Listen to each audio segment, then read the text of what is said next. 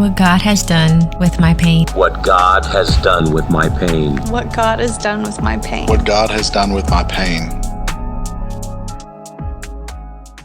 All right, welcome to What God Has Done with My Pain. Today we have Arielle, who has been so incredibly kind to jump onto the podcast today after moving. So imagine moving and then also still making time to be on a podcast. So incredibly grateful.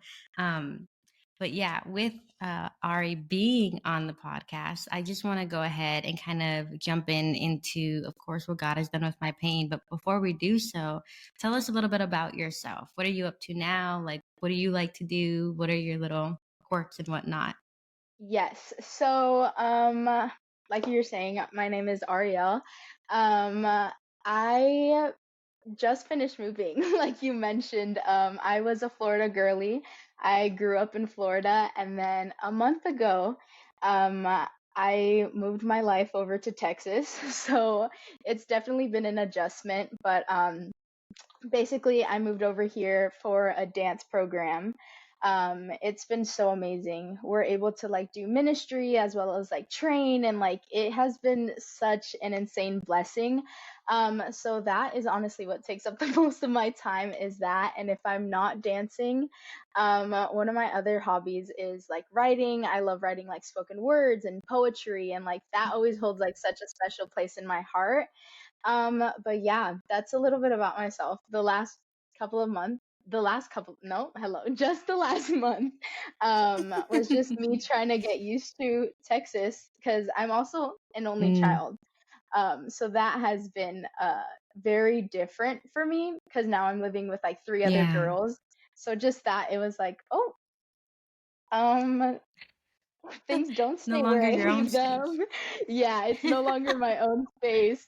But even in that, the Lord has been like stretching me and like growing me so much. But I'm just excited like for what He's Wow. gonna do in this next season. But that's a little like jump in in who I am and what I've been doing. Yeah, that's amazing. Have you always done dance or is that something that popped up recently? So dance was always like a part of my life. That was something that I like always enjoyed doing. Mm, Like my mom put me in like a class when like I was little, and like that was like kind of like the thing that I did. And then like in church I was always involved in like dance ministries and like stuff like that. I just never thought mm, that like the Lord would allow me to do it on a professional level. So that has been like so new to me and like insane. But dance has always been like, growing up, I was very extroverted. We'll get into this. I was very mm, extroverted, and then like I guess as pain comes, you start kind of like mm. enclosing in, and I became very like introverted, and I like stopped like Yeah. sharing and expressing, and then like dance was my way of being able to be like, this is what I'm feeling and I don't know how to say it, but like I can move my body, and like you can Mm, kind of see how I feel. So that dance holds an insane like place in my heart, because like when you go through things and you like kind of shut down and you don't want to speak about them, that's been like the way of me like, mm, okay, this is my therapy, like this is how I speak to the Lord, but it's also how I like share with others like kind of what I've been through and how I'm feeling in those moments. But yeah, dance has always been a mm. part of my life since I was like itty I bitty. love, I love how you said that. That was so beautiful because just like normalizing not being able to like verbally express Mm, oneself, but yes. being able to find other ways, whether it's through painting or art or journaling or just using your body, what the Lord Yes. gave you to kind of like fully immerse yourself, but express yourself at the same way. Like that, I could not have said it better myself because and I say that because I'm like I wouldn't have the words. So I loved how you Yeah. said that. And so I'm gonna ask, like, what was, little Ari like? Like what was she like before that transition happened where she didn't want to express herself verbally anymore, Yes. where she did kind of like close people off? Right. So, growing up, like my mom says that like I literally would be like in stores, like singing and dancing, and like I would like be like I would like talk to people, and like I was friends with like every worker at the grocery store. Like I was best friends with them. They knew my name. Like I would make bright bracelets and like sell it to them. I was like so extroverted. In school, like even since like kindergarten, like the teachers would be like, she's like very much a leader, and like that was like always like kind of like my like attitude. I was very like out there and like big and loud and like just like I would say my opinion like the way it would come forth, and like just like very out there. um I was like I loved like performing like in at that time, like when I did like dance like at the studio, I would like love performing, and I loved like the stage and the makeup, and like that was what I enjoyed. I just loved like just really being out there and just being like so free in a sense. So yeah, very much talkative, a lot, a lot. Wow. I was extremely talkative, like as a kid growing up. My mom says that I would talk to absolutely everybody anywhere. Like it didn't matter who it was. I would always be talking. But yeah. I imagine there being a language barrier, and you're like, that's fine. We can figure this out. We can talk anyways. Honestly. I'd be like, I'll just show you a dance. Like but no, I was like that so extroverted as a kid.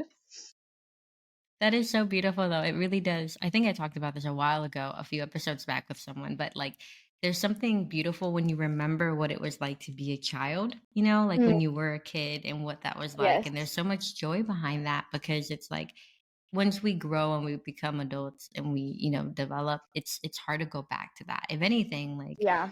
it's like that part of us goes to sleep and Mm, we either rediscover what it's like waking them up because in the Bible it talks about being a child and being a child of yes. God, and like at any point I feel like God could have said and be a grown adult or be a young adult, but Mm, like he referenced child a lot, and I think that there's so much yeah. beauty in that memory of you being little and like selling bracelets and talking to anyone, and just starting conversation and dancing and being so bubbly, because that kind of shows how God made you, what he had Yes. in mind when he made you with no filter or anything at all. Mm, So I love, love, love, love that because it's so true to you and your character.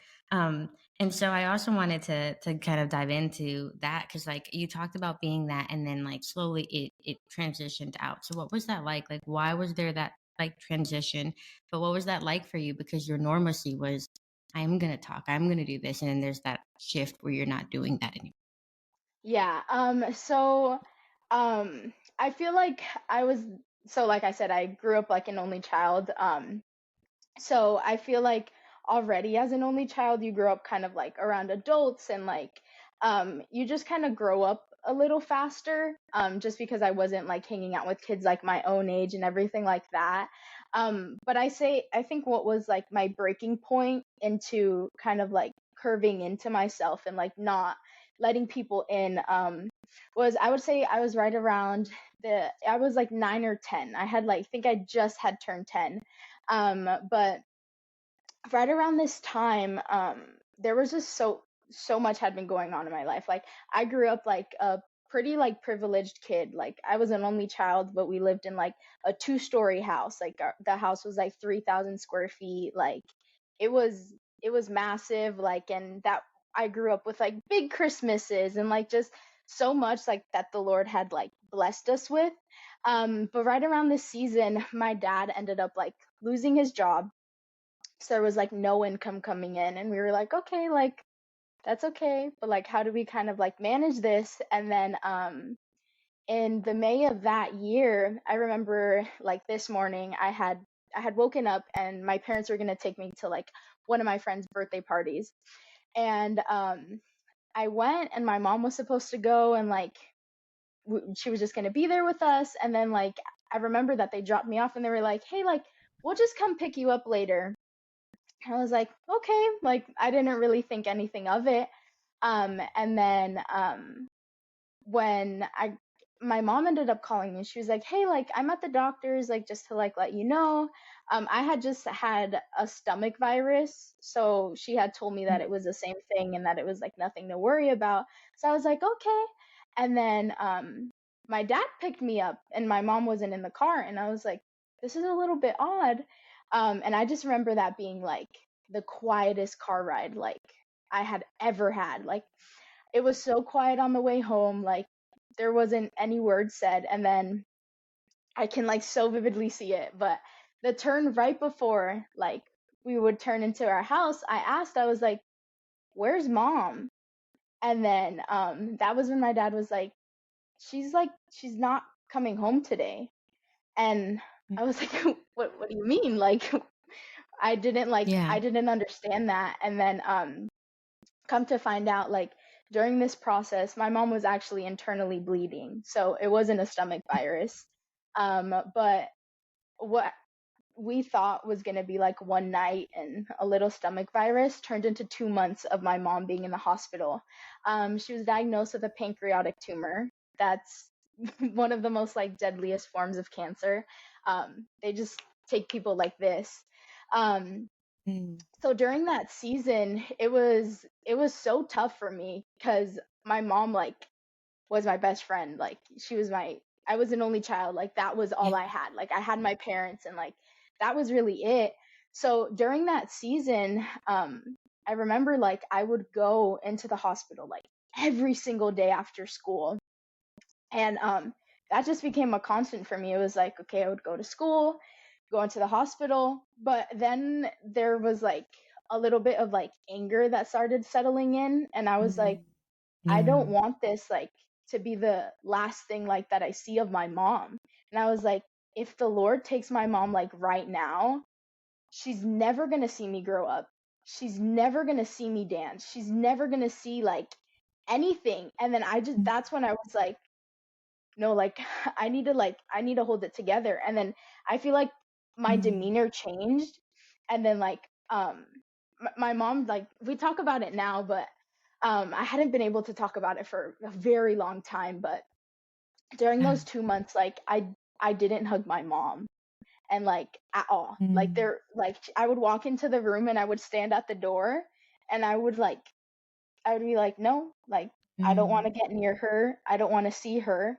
And then I just felt like I needed to be like so strong, and like I needed to hold it all in because she was like she was going through it. Like my mom was like about to die, and I was like, she needs people like more than I do. Like it's okay, like I'm fine. Like I can hold it in. Like I got it. I got it. So that was like how I kind of like started becoming, and it was like, nope, I got it. Like, are you okay? Yep, I'm fine. I got it. Like, and that Mm. translated into Yeah. like every area of my life. Um, but I remember like during that time, like that was kind of like where I started finding writing. Because when you don't have anybody to Mm. talk to, or you don't allow yourself to talk to anybody, um, Yeah. during that time, like I would literally, my mom found it like months after she came Mm. back home like from the hospital, but it was literally like letters of me like begging God to like let my mom stay. And I was like, Lord, like Mm. I just want like my mom to see me grow up. I was like, there's like you're 10, like you barely like Yeah. lived, and I'm like there's so much like ahead of me, and like there's so much that I need my mom there for, that it was like just like it was Mm. so tough. But even after like my mom got out of the hospital and things, like it was just so much anger that was like built up, like almost in the sense that I felt like betrayed, in a sense of like the Lord betraying me. And I was like, Yeah. God, like we've served you, like we've Mm. been good, and it's like why did like what did we do to deserve this? And that was kind of like the attitude. Like I just became so like I don't want to talk about it. Like, and that was Mm. when I'd say that was like the point of me kind of starting to be like, no, like no, you're not going to get Yeah. anything out of me. Like you're going to ask me how I am, and I'm going to tell you that I'm okay and I can put up with it. And I don't need anybody, Yeah. and I don't need to rely on anybody. So that was kind of like the big major turning point. But then like even after, I mean, depending on how this conversation goes, I'll get into like a little bit Yeah. of that as well. But that was like I feel like the main marker of like the flip of like, oh, Yeah. the little There's that. Ari like kind of got like torn away and was like, Yeah.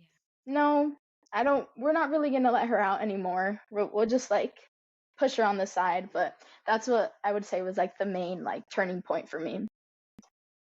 Wow. Wow, and that's because at that age too, is that's not an easy thing to live with. Like to sit there and watch your mother in the hospital being an only child and knowing that your parents like that's your family. That's your Hmm. family. And to see one of them, in the hospital, but it can be so difficult. And so I think one, it's beautiful that you were able to write letters, even if you weren't able to speak, on the Hmm. topic so much. But I also think that like it's so strong to see a 10-year-old writing to God and like through from the heart, not the like, prayer it's like, thank you for today. No, like this is Yeah, from you're saying like I'm only 10. I want her in my life. Like there's so much more I need her for. right. Um and so I'm guessing you grew up in a home that like Jesus was in, like your parents taught you and took you to church, or was that just like something that you carried with you? Yes. So my when my parents like met, neither of them were Christian. My dad was like more on the Catholic side. And then as I started growing up, like I'd say like right around like 2, my mom that was when my mom like found the Lord. And like Mm, even like me, my parents couldn't have kids, and like my mom received a word from God, but she didn't know it was God. And then like they waited for me 7 years, and then that's like when I like came along. But right around like 2, that was when my mom like really started like giving her life to like the Lord. And wow. during that year of my mom giving her life to the Lord, and then my dad was like go to like Catholic church. I was kind of in between, um, and like my mom tells me that she was like, oh, every morning like I'd be like, no, I want to go with my dad, and my mom was like, no, like you're gonna come with me, and it was just like kind of that back and forth. But Yeah. my dad like ended up coming to the Lord a little bit after. And Mm, then I'd say like right around the age of like 4 or 5, like we were fully devoted in church. And like that transition like for my dad as well, like they're pastors now, but it was something like so wow. fast, like, and the amount of knowledge and like just wisdom that my dad had so rapidly was like something that only like came from the Lord. But so as much as I can remember, like I grew up in like a Christian household, always in church. um I remember like sleeping like in the chairs, like while my parents were in meetings. So I grew up in Mm, church, and then like something that I'm grateful for, that my parents made it more than like just church. I feel like when we came home, like it was still a topic that was like so talked about. I like knew about the Lord not because of church, but because I saw them live it, and because like they mm. instilled it in me. And it was like, okay, like we'll have time, or like you seek the Lord. And like even like from being so little, like I remember like doing like little projects of like what Genesis spoke about, Oh, and like just stuff like that. It was just like yeah. it was something so sweet, like growing up in a household that instills like Jesus in you. but but yeah, so I did grow Mm. up in like a household that was Christian. That's so, so beautiful. Oh my goodness. I love that because it's like the seeds that they planted Yes, in you. definitely. Um, and I wanted to ask earlier when you talked about that anger, like what was that like? Because now you're going from happy and bubbly, and now you have this anger introduced.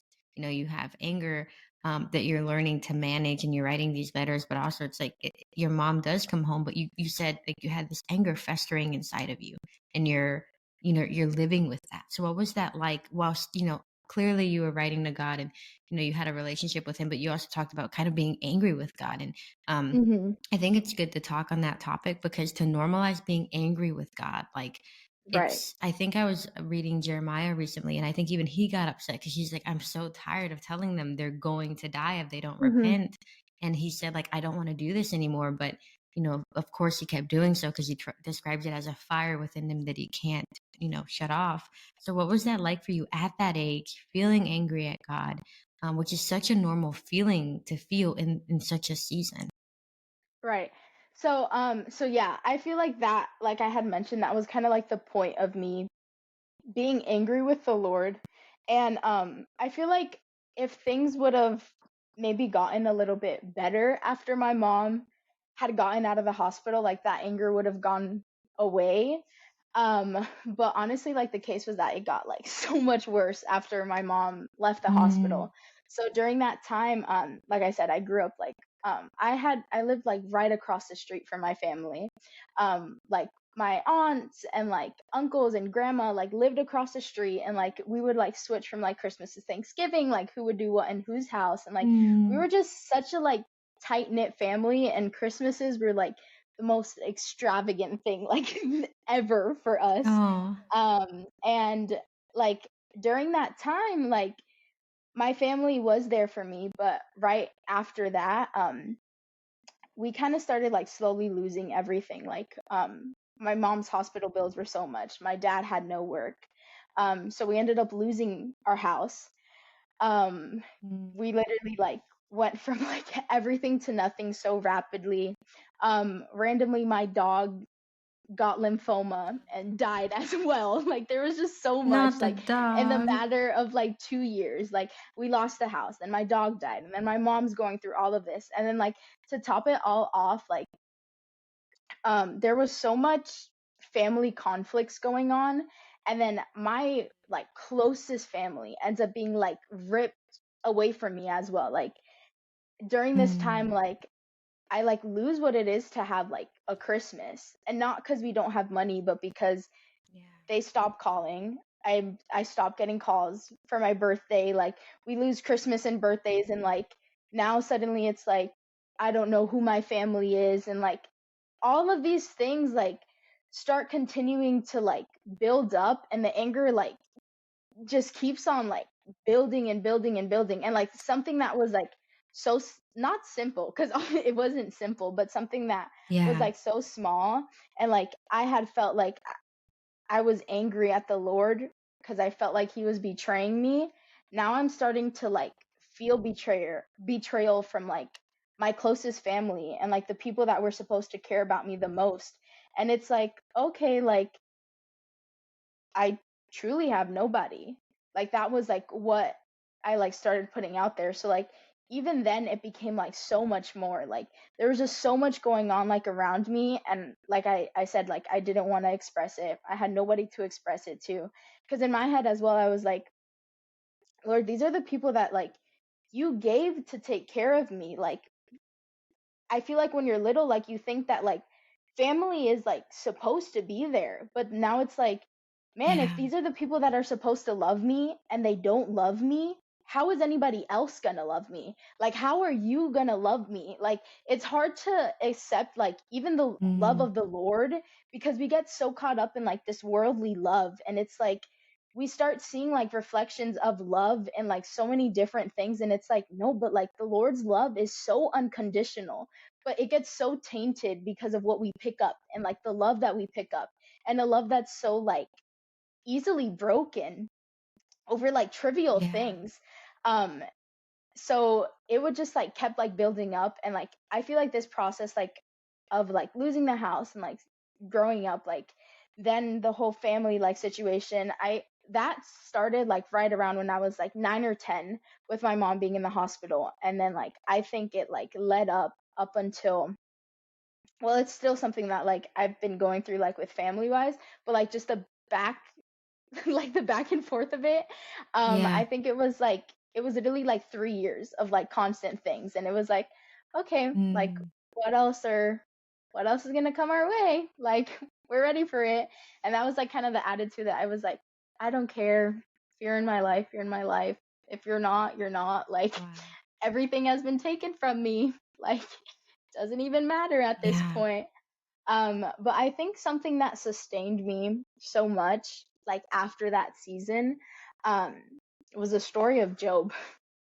Like when you go Mm. and you read that Yeah. story, and like you're fighting with the Lord, because like that was my fight. I was like, Lord, like we've served you, like we've been in church, like my parents Mm. are like some Yeah. of the most loyal, faithful, like loving people. And like now I'm starting to see how they're being treated by like family members and like outside people. And I'm like, man, like, Lord, like, I don't want to like keep living like this, keep living in like a form of like feeling like you just keep like, I just felt like the Lord wasn't seeing me and wasn't seeing my Yeah. family and all of our sacrifice.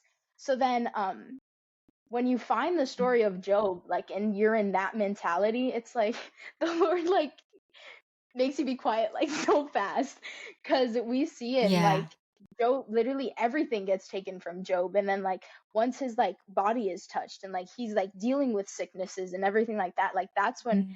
we see like the Lord come into the conversation, and it's like it's that verse that's like, where were you when I created like the heavens and the earth?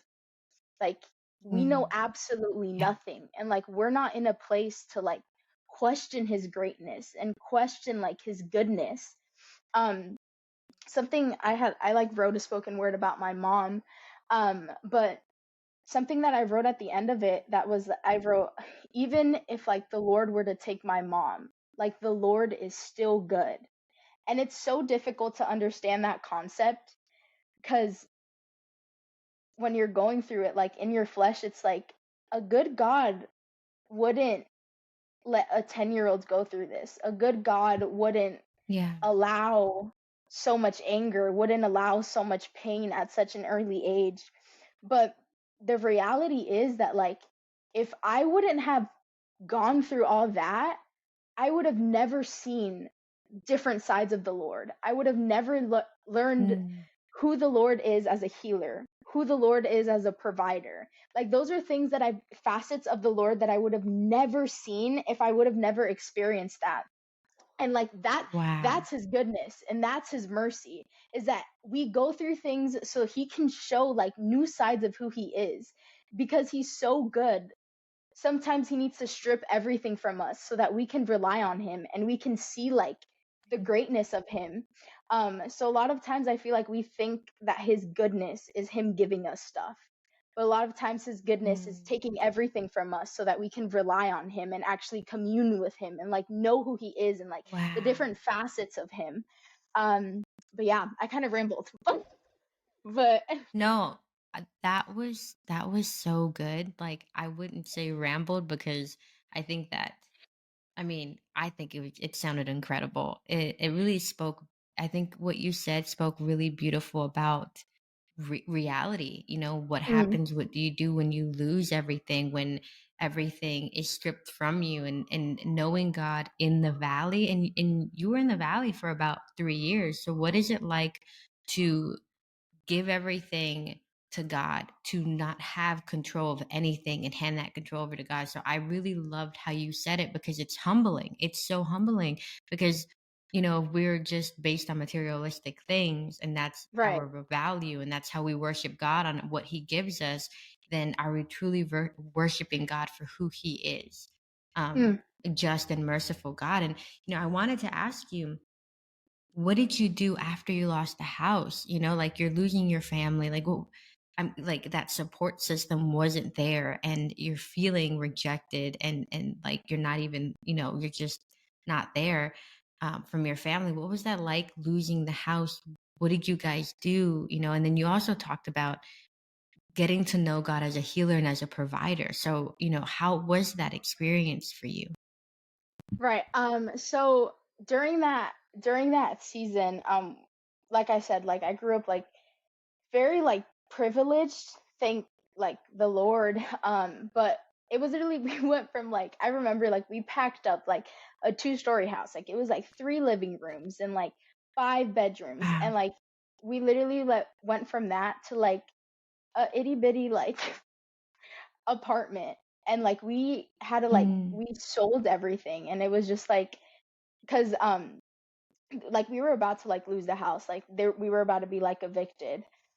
So we ended up like mm, selling it like as fast as we could, and like we didn't have time to like hold on to things, like it was just like take it and go, like whatever. yeah. um but during that, Yeah.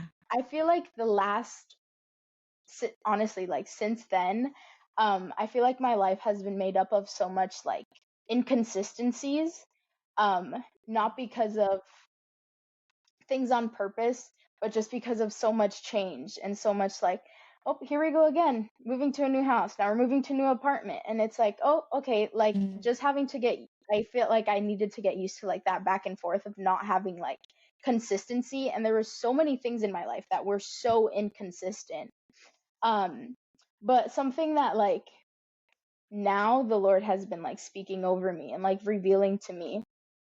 it's just like it's Mm. been having to take me back and be like, the only thing that has been consistent has been the Lord. And it's been me having to take time and be like, okay, Lord, in this season, like, where were you? Like, and having to like truly sit down and like see where the Lord has been. And like, even in the like the things that like don't make sense as to where the Lord was, but be like, okay, like, this is where you were and this is where you are. And like, seeing that, I feel like now, like, years later is where I'm starting to see where he has been and where he has like remained. But yeah, no, I feel like there was a lot of Yeah. like inconsistencies. But then my dad is my dad is amazing. He is such like a goal oriented, like, very like, he'll take the word from the Lord and like run with it. And it's just so Mm. amazing to like see that, cuz like that pushes you to like be able to do the same.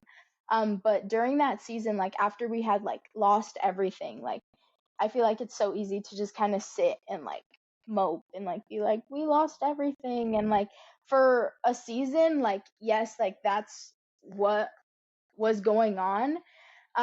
But my dad ended up like, he created like a new business and like gave it on to the Lord. And 3 years after, Mm. like, everything, like, because of his step of him giving it to the Lord, like everything started like flourishing. And like, honestly, like, I just relate to the story of Job. But like everything that Yeah. like we had lost was like slowly like given back to us in like ways that we didn't even understand. But it was just like so beautiful to see that, and to be like, we have lost everything and like we are not in a space to like have anything. But like slowly, when we were like, Lord, like, take take everything, like we have nothing, but like what I Mm. give to you like is my heart. Something that like a story that my dad always like says is that during this time, the like offering basket was going around, and like we like truly had nothing, like we didn't even have like enough money for like Mm. lunch that day. And he said that like as Yeah. the offering basket was coming around, he was like, Lord, I have nothing. But he says that like so symbolically he grabbed his heart and like put it in the basket. He was like, Oh, Lord, I have wow. nothing, but this is like the only Mm. thing that I can give you. And seeing that and seeing that action is like, when I go through things and when I have nothing, it's like, Lord, all I can give to you like is my worship. All I can give to you is my Mm. heart, like, and I have nothing, but knowing that that is enough for the Lord. Like, and a lot of times we overcomplicate it and we feel like we need to be like all put together and perfected and like give so much Mm. and give an offering that's so large. But our worship and our Wow. offering and our heart is so much more than anything else. Um, in this program that I'm in, we're reading like through the entire Bible, like during the 9 months that we're here. And I was going through Genesis, and I was like, I've I've read through Genesis. Like that was kind of like my Yeah. Did a mentality. But whole I was project on it when I was like, little. yeah, right. So I was like, Lord, like, please just like allow me to see this in like a new way. Like, speak to me in a different way. Mm. So I was going through the story of Cain and Abel. And that's a story like you hear in like Sunday school, and it's just like, okay, Cain and Abel. But the Lord spoke to me like so much, like through the simplicity of that Mm. story. But I like really took time to like observe like what was the difference between like Cain and Abel's offering. And like it wasn't that Abel's offering was so much greater, and it wasn't that it came packaged any better than like what Cain's did. But the thing is that Abel's offering hurt. It truly hurt him to Mm. give unto the Lord. There was no sacrifice that came through Cain's offering. It was like, Lord, I have everything and I'm just going to give you it. But when it comes from a place that hurts, and when our sacrifice Mm. comes from pain, and when it's like true sacrifice that Amen. hurts, like that's what made Abel's offering so much more pleasing to the Lord. It wasn't that it came packaged any differently. It was just that it hurt him, and it hurt to give. but there was so much glory in that, and there was so much favor in the Lord seeing his offering. So even in that, like I was like, wow, like there's so much beauty in like our pain, and so much beauty in like our sacrifice and giving everything to the Lord when we have nothing. um but yeah. So beautiful. I've got to say, like, it, as a person who's doing a podcast structurally pain, just about pain and what God can do with it. I just really appreciate how you talked about that, how you explained it, how you described it was just so beautiful, Amen. and raw too, because again, like we talk about sufferings and stuff like that, but to also understand offerings, what that's like, giving all of yourself to God, Yes. not just giving, well, I have enough, so here you go, Lord, but like giving to the Mhm. point where it hurts, to show God that like Right. I'm simply here to love and worship you and to serve you, God, and to serve your kingdom, and not to serve myself and not to put Mhm. myself first. And just the journey, I really do love um just everything that God has revealed to you, to get to that point of understanding. Because I think that a lot of the times we read a book of the Bible and we're like, got it, all set. But then we go back and it's like this new revelation. It's like, I completely went over that the first time. So, Right. so incredibly beautiful. And one of my questions I was going to ask you is like, what have you learned from losing everything? Like, what was that like? And I feel like you just touched in on that just now, just the way that you described it. But like looking back at it now, right? Like looking back at little you, that transition that you lived, those moments of anger that you lived in, and before you came to the realization that you have now, what would you say that you've learned from losing everything? Oh, um, wow. Yeah, I feel like a lot of um, well, I'm trying to like figure out like how to word it. But I feel like something that I've learned from like losing everything is just kind of like how I mentioned before, is like the reliance and like the consistency of the Lord. I feel like Mm, when you're so constantly, and like even like recent like things, when I so constantly like stripped of so much, and like there's so much loss and so much losing, it's like trying to, and it's so hard for us in like our human minds to like grasp it and understand it. mm, But trying to understand like the consistency of the Lord like through all of it, and understanding that like through every season, through every trial, like the Lord has never changed the way that he loves us. And things can come our way, but the way he loves us like remains the same. He never changes his goodness, he never changes his mercy. And just being, I feel like when we're even able to hold on to like a glimpse of that, and hold on to that understanding, like mm, when things start coming our way, it's like, okay, I'm losing this again, but like, Lord, you're mm. constant.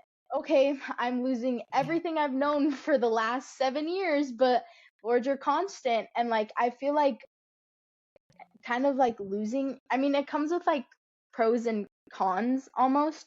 I feel like Yeah. because I was so used to, or have been in the past, like so used to losing everything, I became so like detached from everything. So when the Lord would kind of remove it from me, I'd just be like, okay, well, there it Mm, is again. But also that something now that I've been learning is that that's also not an attitude to have, and like you need to be balanced in like both areas of like, I can let you in and I can attach myself to you, and understand that it's okay to let people in, but also be like, if the Lord takes you out, then it's okay because you were there for a season and you still taught me something. But I am allowed to get close to you, and I'm allowed to love you, and I'm allowed to allow you to love me. So I feel mm, like now being here over the last month, that's something that the Lord has been teaching me, because I feel like when you go through like so much pain and so much loss, and you kind of like I said, I kind of became like very like angry and like strong, and I was like, nope, the point that I always needed to prove was yeah. like, I am strong, I have it under control. But like during this last month, like the Lord has been like breaking down like so many walls, and it's been like, no, like you Wow. have to have balance. Like you have to allow people in. Like we Yeah. are created to fellowship. We are created to like lean on Mm, one another and like be there for one another. And like we can see like different facets of who the Lord is like through people. And if we're never allowing people in, we're never going to see a part of who he is in that person. So mm, I feel like yeah. something that I've been learning is like balance and being like, yes, the Lord has been the only constant thing, but he brings things into our lives and takes them out when he pleases. But it's for a reason. And just like, I feel like that's something that like I've been learning is he's constant, but I'm allowed to let people in. And if he takes them out, at least I love them and they served like their purpose in my life and I served a purpose in their life. And just like Mm. being okay with that balance of like both, if that makes sense. Yeah, no, absolutely. I think it's really beautiful how you described everything and how God really will just make you reflect and show you what needs to be worked on, even though it's been a long journey of healing, a long journey of recognizing God's hand. Because Hmm. we can be in the valley, and sometimes it's really hard to notice Him next to us when we're so caught up in the trenches and how many times we trip or how many times we fall over. So you talked about earlier in the beginning how you discovered dance, how you discovered, what that was like for you. So talk a little bit about that. Do you remember just what that was like for you when you discovered that outlet and you had that fresh breath of air? Yes. So honestly, like even in that, there was like so much like so much like struggle, but that was like Mm, but I knew that that was something that the Lord had like given me. But I feel like a lot of times when the Lord gives us something, the world tries to take it away from us because he knows that like yes. that's how we communicate with him. And like honestly, that's what like dance is for me. Like that's my like way of communicating with the Lord. And then I feel like when the enemy like sees that and it's like, okay, you were given this gift or you were given this, or like the enemy immediately tries to like attack it, and it's like, how can I stop Mm, you from that? How can I take your worship away from you? How can I take that outlet away from you? um yeah. but yeah, no, so like growing up, I was like I love dance. And then I remember like always like doing it like in church, and I just remember like doing like the little specials and like for Christmas, and like you'd come out with like your little wings and like whatever. I just Aw. like always enjoyed it, and it was something so special to me. But like I said, like sometimes the world tries to like take that away. So during the time that my mom had been in the hospital, I feel like the way that people would try to comfort me was like they'd give me food, which is kind of a odd concept, but like I feel like people like naturally would be like, "Oh, you're sad? Let me take you out for ice cream." But that was like such a constant Mm, thing. So for yeah. like all those months that my mom, like those 2 months that my mom was in the hospital, and like even after that, there was nobody cooking in my house. There was like no, I wasn't like being fed properly. So during those like that month, and then like those 2 months, but even after that, like while my mom was like recovering, I like gained like so much weight so rapidly. um and in the dance world, like very much it's about like you have to like look a certain way, Mm, and like you see ballerinas and they're like extremely skinny, and that's like yeah. the That's picture perfect standard. thing. Yeah, it's a standard. And then like even growing up, you're like, wow, like you kind of start realizing you're like, oh, like I kind of don't look like that. Like I'm not, Yeah. Mm, that's not like the way that I'm looking right now. But for me, like it wasn't something that like I had like realized until like somebody had like brought it to my attention. I remember like one day I was in a class, and then they had told us to go do a handstand, and the girl that was in front of me was like very thin, and mm, the teacher was like, make sure you do it exactly like her. And I was like, okay. So I went up and I did my handstand. I was probably like 11 at that time. So I did my handstand, and when I came back down, she was like, well, you're not going to do it like her because she's skinny and you're not. And like that was something that mm, like I was like, wait a minute, Yeah. that's like that's Yeah. true. And then it kind of started becoming like, well, I'm not worthy enough to dance because I'm not thin. Mm. um I can't be doing that because I'm not thin. Like, dance shouldn't Yeah. be given to me. Like, that's not a gift for me anymore because I'm not thin. And that was like something that was like so on repeat. And then actually I ended up like quitting dance for a year. And Mm. I was like, no, like, That I don't want seed to was do it. planted in you. Yeah, exactly. And it was something that like kept like festering. And it was like sometimes we don't like realize like how much like a simple word will be so like embedded in us.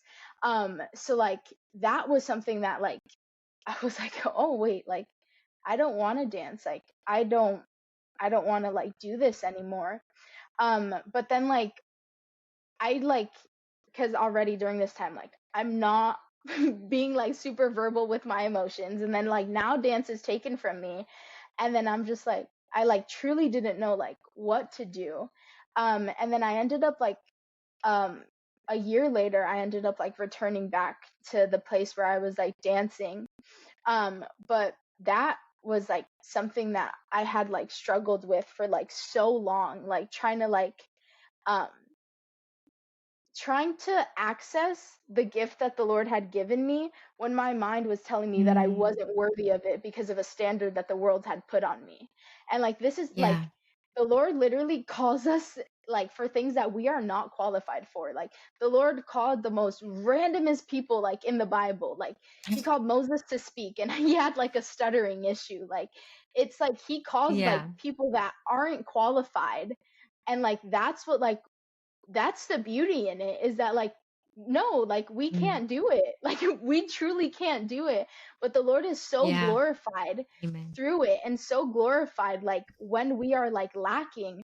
um so yeah, it's been so much of like a back and forth like with me and dance, because then like I started growing up and I Yeah. was like, oh, like, well, if I want to dance, like now I need to lose like all this weight. And it like that even became like such a toxic relationship like with me, in the way that like I viewed food. And then like it was like, okay, well, like there was so Mm. much back and forth because of like a simple word that was like spoken Mm. over me.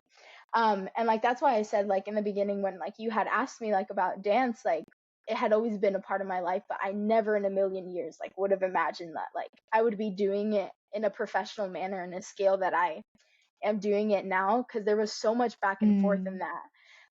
But little by little, like I feel like I started learning that like that was the way that the Lord like speaks to me, and that I'm like truly allowed to Mm. like let so much go. And I feel like the time where I was able to see it the most, my leader had always my dance leader at my church, she had always told me, she was like, you start seeing um you start seeing things differently when like you're kind of like leading things. And I was like, I don't understand what that means. And then Mm.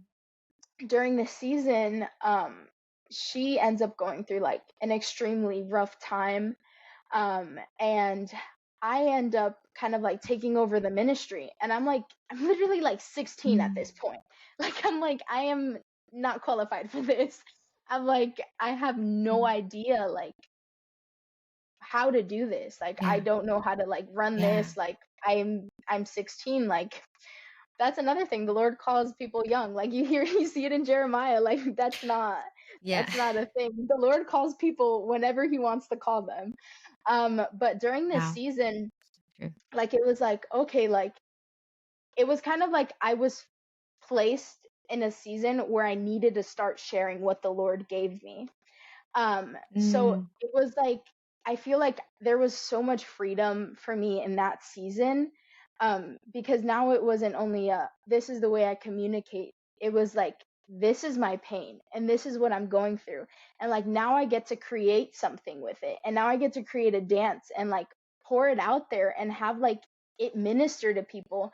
And it was something so different to for me, because even then like I had to refine dance in my quiet time. I had to refine like different things, and like the reason why I like truly love dance away from all the voices. And even then, to like allow myself to share it and to allow critique to come, but not to let it tear Mm. me down. Just to kind of take it as it is and be like, okay, like yes, but not to Yeah. let it tear it down like that one word did like such a long time ago for me.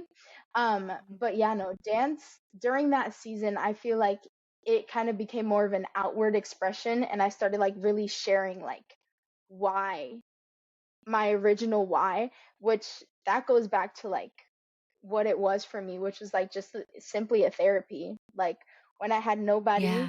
when there was nothing going on, like it was like I'm gonna play my music and sit here and like I Mhm. like just small things like that, like just sit here and like play music and like Lord, like this is how I'm feeling and I don't have the words to describe it, but like I'm gonna just move to Mhm. this song that explains like the way that I'm feeling. So it was just that, and there was like so much freedom like in that season of like having to share as well. But no, it that has been a roller coaster, but the Lord, when the Lord calls, like he will do whatever it Yeah. takes like for us to like get to that calling, even if we have like we're just really stubborn sometimes and we won't Yes. listen the first time he calls, and sometimes he has to like take some extreme measures so that we can Yeah. get there. But no, If yeah. they'll start leaving voice messages, little back and forth of like, "Hey, it's me again. Just leaving another Yeah. message, hoping you pick up." Like just a reminder. Just in case you forgot. No, Yeah. but I absolutely agree. I think God calls, I mean, when God calls you, he doesn't have worldly expectation because he made you. So he Yes. knows what you're capable of and what you're not capable of. And it's not even a matter of like, do I have all of the things that I need to do this? Do I Right. have all of the knowledge that I need to do this? Because when he calls you and you might be thinking like, oh, I'm in this career, so I must be doing what God has for me. And then he'll like Mm, uproot the floor from you and say, no, that's yes. not what I have for you. Although it's a season of education that you'll get Mhm. to use later on in life, it's definitely what I have in store for you. And Right. it's so unique according to the person, because like listening to you Mhm. talk about dance and how you move to the song, I think is so beautiful because this is how you know it's specifically for you. So after interviewing, a certain amount of people, I truly have discovered, I guess through the looking glass, kind of like just listening and watching people Right. describe what God has done in their lives. I have seen people talk about fashion in such a way that I could never understand, in a way that like I thought I liked clothes, but from a consumer, perspective, Yeah. not from the designer perspective. And just, how people have a heart for the Lord and other very sensitive topics such as abortion, and like how people have, a heart for the youth, and how people have a heart for just making sure that they're there for people, that like the mercy and hosting, and just like you can tell how God uniquely gave each person a gift, whether it's like a musician can listen to notes and create, and a dancer can listen to those same notes and with their body respond. And it's a beautiful thing that can only be done with the creation that God has created. And even if you like take a step back and you look at trees and you see how Mhm. they blow together in the wind and how they communicate back and forth, and how nature seems to do a fantastic job.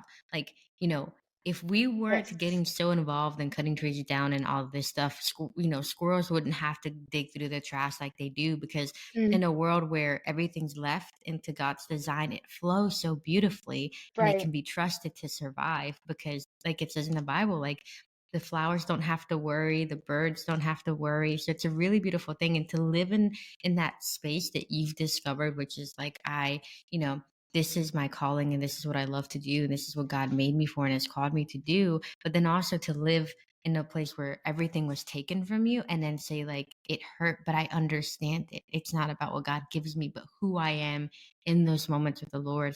So incredibly beautiful, and so beautifully said, because you have to go through it to get to that point. You know, in a Yes. world where you hadn't lost everything, where you didn't experience everything, I want to believe that you probably wouldn't have seen it the same way that you do now. Mhm. And that could only be met Yeah. through the valley in which you were in. Yeah. Yeah. No, And and I so, feel like a lot. Oh, sorry. oh no, you're good, good, good. Go ahead. Oh no, sorry. I didn't know if you were gonna say something. But I feel like a lot of times, like we want like the glory without going through the process. And like Mm, I feel like you see that so much like in the Bible, like Joseph, like if he wouldn't have gone through like that betrayal and like his brothers literally selling him, like he would have never got into mm, the palace. But like a lot of times we just want to be yeah. like, Lord, like just take me to like the highest place. But like he's like, no, like there's so much that you have to like learn through the process, and there's so much that you have to learn through like the people that come your way or the things that you lose. And like a lot of times like we just want the glory without the pain, and like or like we want Mm, that favor of the Lord like without the pain of the sacrifice, and we want the Lord to see us and like honor us and favor us, if but we're not giving him anything that hurts. um mm, but no, like I amen. wrote something down the other day. I'm trying to, okay, I found it. But in like we're working on this dance for like our at the company that I'm at, and we're doing this song that's called Anthem of Praise. And there's this Mm, part in the song that's just like it's literally just her like singing holy and like worthy and like on repeat. And mm, something that I wrote down is like the meaning of the word worthy is having or showing qualities and ability and qualities or abilities that merit recognition. And then like what I wrote under that is mm, that his character makes him worthy, not by what he does, but simply who he is. And like having to amen. understand that and be like, Lord, if you did nothing for me, like just who you are is enough. Like just what you've done for Yeah. others is enough. Like if you never do anything else for me, like can I be okay with still like praising the Lord? Like can I be okay with still worshiping the Lord if he never does anything for me? If he never takes away my pain? If my pain keeps getting added onto, like am I okay with understanding that he is still worthy and he is still holy because it's his character, and it's not what he does, and it's not what he does for us, but like he is holy and he is worthy because of who he is, and like everything in his character makes him deserve the glory, not because of anything he's done for us, but like being able to be like, Lord, like if you do nothing for me, like will I truly still love you the same? Will I still give you like Yeah. all the glory and the honor to be able to like praise you in my pain until I see that glory? And like even if the glory doesn't come, like he's still good because of who he is. Yes. um but Amen. sorry, I need water for a No. second. You're living water. We all need it. I love, love, love, love what you were saying and how you said it, and just like it's true. I think recently I felt like God told me like a month or so ago was like, if all I ever asked, if or kind of like the idea came to my mind of like, if I die today, it's like the Holy Spirit was saying, if you Mm, die today, and this is where I wanted you, like if I called you home today, and this was wow. your purpose to get to today, do you understand that, like, would you die happy? Like, would you be Mm, fulfilled, or will you continue to like feel like, wow. because I feel like a lot of the times we feel like I could have done more, I could do better, I could get better, I could, improve in this and that. And I think that God was simply saying to me, I think he was just saying like, if this is as far as I've ever wanted you to get, like, would that be okay for you? Like, could you Wow. worship me knowing that this is as far as I wanted you to get? And it humbled me because I was like, wow, God, like, I don't know when my last day will be, Mm, but I can worship you in every day and know like if this is as far as God wants me to get, then this is the best place for me to possibly be. wow. And so I love what you said, and I loved how you explained it. And I don't know why, but Lightning McQueen is coming to my head, like the first Cars movie where, he's this big shot guy and he is in the glory, but then he kind of gets lost, and not on Yeah. purpose, but he ends up in a place that kind of really humbles him because there are people around him who are like, this is a community, we care about one another. And he finds out for the first time, like, I've been doing this on my own, and Mm, discovering community, discovering love, discovering that, to the point where, like, when he is shooed away at the end of the movie, and when he is gets picked up and goes to the race, like he can't take his mind off of. I remember like there's that clip where he's thinking about the road, the curvy long road with the trees, driving behind Sally, I think her name is, and he's in a race. And so it really just speaks to you of like, we might have this particular idea of ourselves and what we think is glory and greatness, but God might have a very different idea, and it might be very humbling, and it might be that person, who is the supporting person, or the people who are in the background and not on the stage. And that, I Mhm. mean, if we don't have the people in the background, if we don't have the setup people, the door openers, Right. we don't have a stage. We don't have, Mhm. you know, the lights. We don't have the system. We don't have the music. And so, like, God's just designed this beautiful, beautiful tapestry and gears that work together. But we first need to be in sync with God and know humbly Yes. who He is in our lives to perform in such a way. So, like, just I feel like even for me in this interview has been such a like Sunday morning for me, because everything you've said has been so beautiful and filling and so full of the spirit and that guidance that God has in your life. And so, like, before we come to an end, I just want to ask you, like, of course, like, with everything that we've discussed and everything that you've learned, like, what would you say God has done with your pain? Like, what would you say, like, this is what God has done with me and my pain? Yes. So honestly, like, it was kind of funny, like when you were talking about Lightning McQueen, and like I was about to start crying. I was like, why is that ministering to me right now? But like when you were saying that, like he for so long had been like doing it on his own, and then like all of a sudden he Mm, gets like introduced to like a community. Even in the last month, like that is what the Lord has like that's what the Lord has done for me. And mm, we were in like a worship class like this past week, and I've like remotely shared a little bit of like my story with people, but not like fully. And it's like so insane when the Lord like gives you a word and it's like, I know that's from you because there's no way they could have known that. But this yeah. girl, she came up to me and she started sharing that. She said that she saw like a vision of me like crying as a little girl.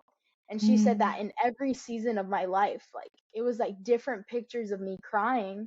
And she said that mm, in some, like she would see like how the Lord would like wipe away my tears. Um, mm, and then she said that all of a sudden, like it flashed into like a different image, and that it was me like in an ocean of like my own tears and like my own pain. And like mm, I was kind of trying to like cover it up and like clean it up and like fix it. Um, mm, and then something that she told me, she was like, allow yourself to like be in community and allow yourself to like let other people like wipe away your tears. Like let the Lord like wipe away your tears and like your pain. So for like the longest time, I feel like my pain had so much attachment to like anger and me trying to do it on my own, and like me trying to be like this hard like person. And I feel like we don't do it on purpose, but I feel like a lot of times because of like the pain that we go through, it'll turn us into like such a hard shell, because like we go through so much pain that we don't want any more pain. So we're like, if I can close myself mm, off from everything and everyone and not feel pain, like that's what I'm gonna do.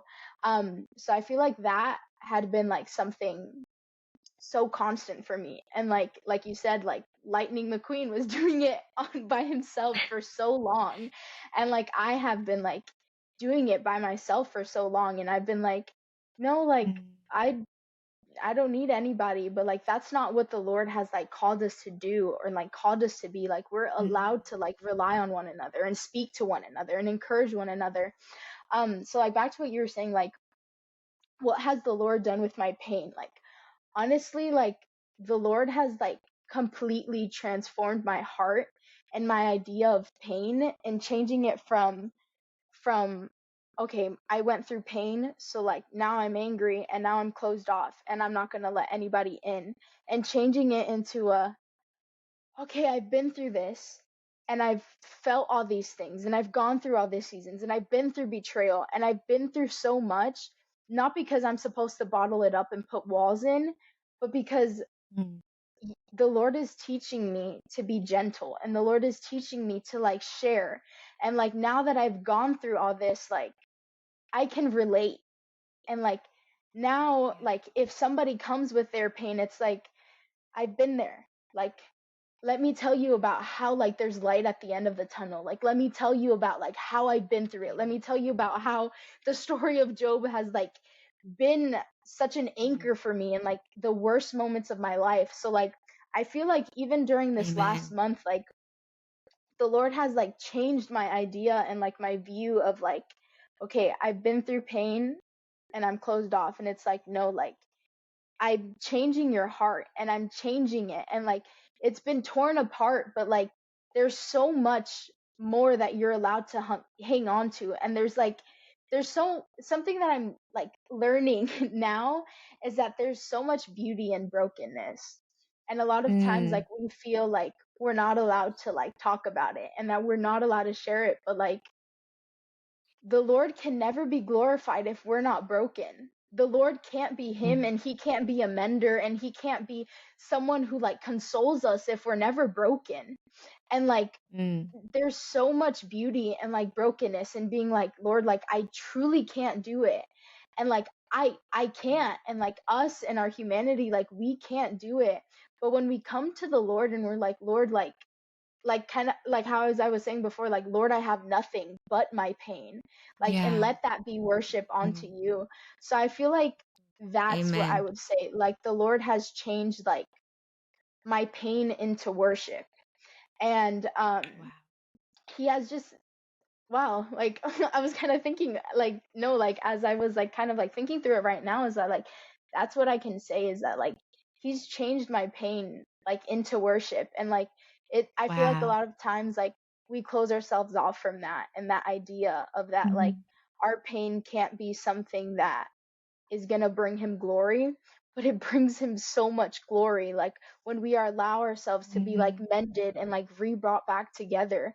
Because like when we're giving everything that we have in sacrifice and in worship, and it's like, Lord, like here I am, like here are like all my broken pieces and I don't know how to put myself back together, but like I know you can do it. Like I know you can like transform like my heart being torn in a million pieces and like just transform it for your glory. And like um some a verse that like just came like to mind, it's like that verse that's like you've turned like my mourning to dancing. And like that's like truly what I can say is Mm, that like both in it's like literal. a symbolic way, but like in a literal way, like he's turned like my mourning into dancing. And like everything I've been through is like has led me to this point right now. And that if I've never been through that mourning, like I can never understand and dance in a way that can minister to somebody Mm, else. I would never understand and speak in a way that can minister to somebody else. Like if I would have never gone through what I've gone through, like my mourning, like my dancing wouldn't be dancing, like my joy wouldn't be joy, like it would be something that's so temporary because we're so constantly like clinging on to things that make us happy so fast. But like if we're not finding our joy and our dancing and like all of that like in the Lord, we're not doing anything. So like truly like mm. what the Lord has done with my pain is like transformed my mourning like into dancing. Wow. So that's what I would say. That's amazing. I honestly couldn't even ask for a better answer. That was beautiful. Just like the way that you just the path that you took me on from the moment I asked the question to the moment we got there.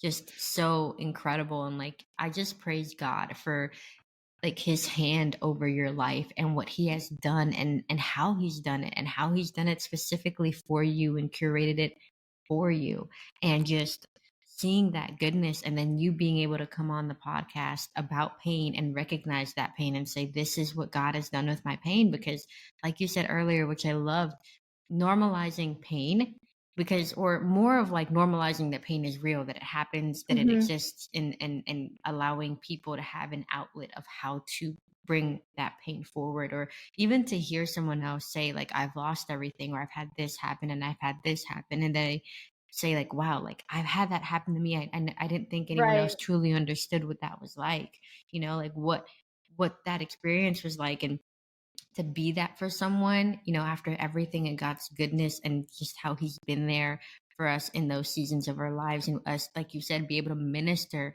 that way to other people is so, so beautiful. So I really just have to, again, like, I praise God for you, and I praise him for Amen. just your willingness to come on the podcast, and your willingness to just be so vulnerable, but also just like it says in the Bible, testimony is so powerful and it's so beautiful, Yes. and it's, it carries so much truth. And so I'm thankful for your testimony. I'm thankful for, you sharing it. And I just praise God over and over again for turning your mourning into dancing and living that scripture out the way that you are. Amen. I think that in this new journey that you're on, of course, God is going to do some really incredible things. And after being so busy and still making time to be on the podcast, I think that with us coming to this end now, all I can, or the last note that I'll leave us on is, I encourage you to rest, girl. Like, whenever you can, and you have the time to do it, get some rest after moving and all of these new things that you've been doing and being on the podcast.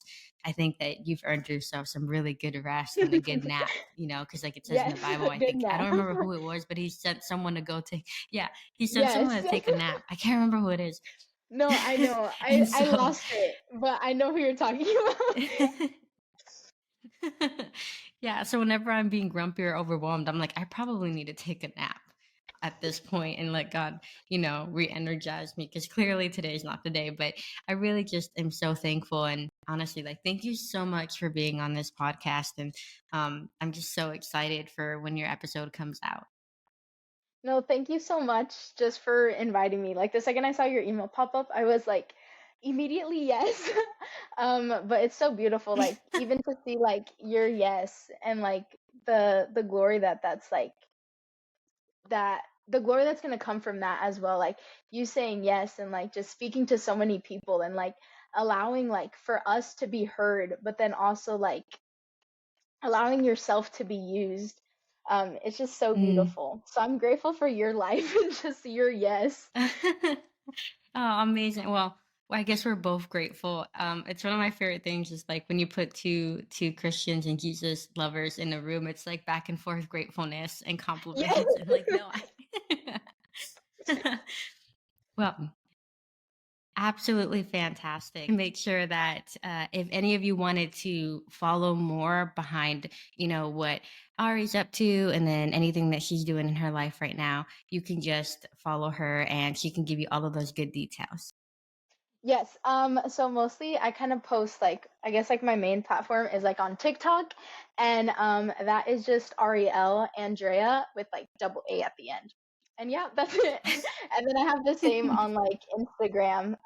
But yeah, that's like my main like posting platform is definitely TikTok. Awesome. Fantastic. Thank you so much for listening to What God Has Done With My Pain. If you are interested in helping me spread light and truth of what God can do with pain, go to givebutter.com/what God has done with my pain, so the podcast may continue to sustain future episodes. As always, a huge shout out to Lazuli for her song No Greater Love, which you can find on Spotify. And you can find Lazuli on Instagram at Lazuli PROJ. Swing by What Way This Way on Instagram to catch some behind the scenes snippets. Make sure to follow the podcast so you don't miss a single interview. Meantime, I would love to hear from you on social media or email. Until next time.